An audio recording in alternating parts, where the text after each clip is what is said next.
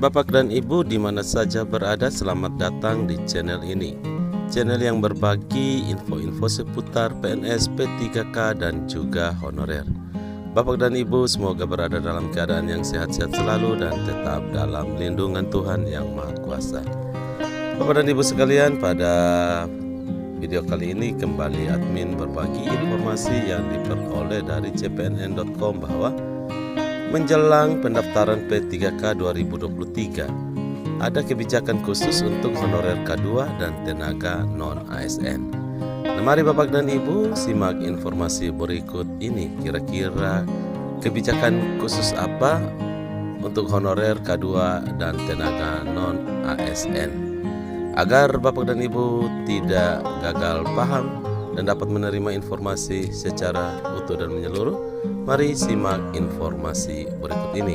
Namun, sebelum admin melanjutkannya, admin berharap dukungan daripada Bapak dan Ibu sekalian untuk perkembangan channel ini dengan cara subscribe dan juga nyalakan loncengnya. Bapak dan Ibu di mana saja berada, menjelang pendaftaran P3K 2023 ada kebijakan khusus untuk honorer K2 dan tenaga non-ASN.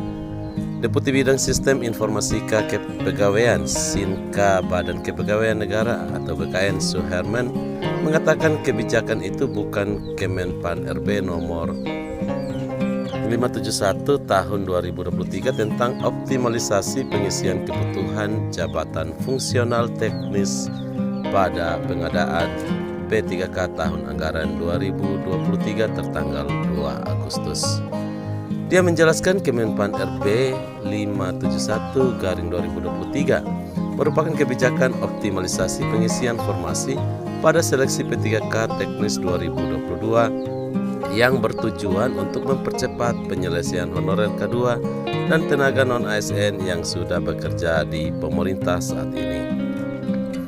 Artinya Bapak dan Ibu, kebijakan tersebut diprioritaskan untuk mempercepat penyelesaian honorer K2 dan tenaga non-ASN yang mendaftar pada P3K teknis tahun lalu, bukan tahun ini, kata Deputi Suherman kepada cpnn.com Sabtu 12 Agustus.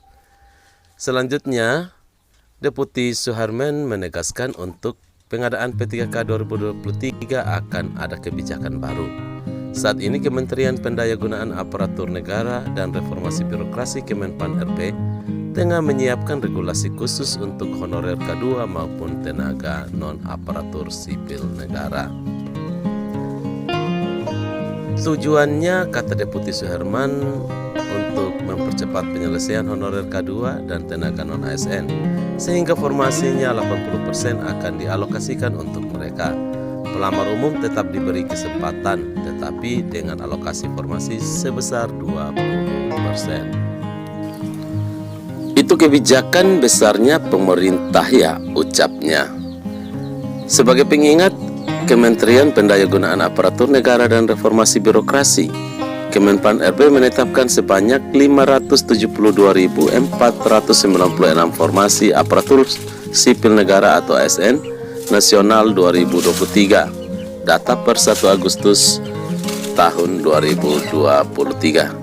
Jumlah tersebut untuk formasi 72 instansi pemerintah pusat sebanyak 78.862 ASN dan pemerintah daerah 493.634 ASN. Alokasi formasi CASN untuk pemerintah pusat terinci sebanyak 28.903 untuk CPNS dan 49.959 untuk P3K. Adapun di pemerintah daerah dialokasikan khusus sebanyak 296.084 P3K guru, 154.724 P3K tenaga kesehatan dan 42.826 P3K teknis.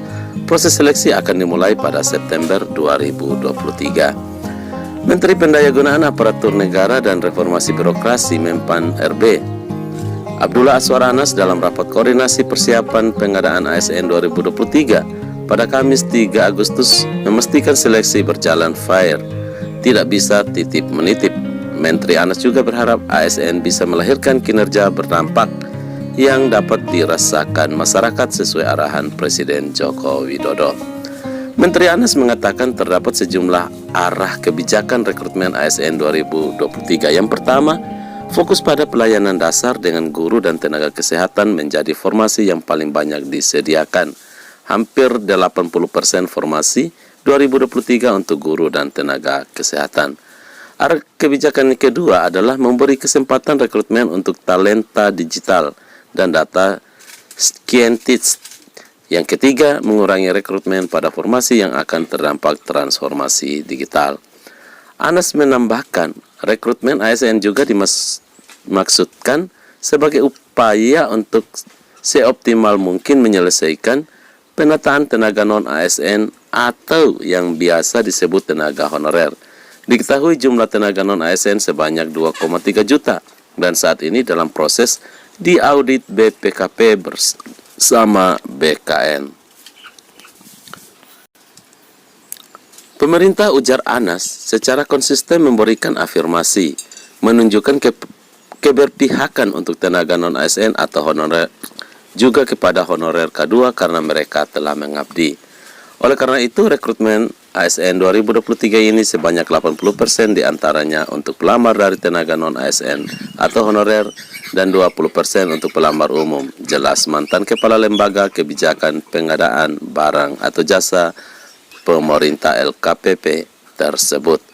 Jadi itulah informasinya Bapak dan Ibu sekalian. Semoga informasi ini bermanfaat dan akhir kata admin ucapkan terima kasih.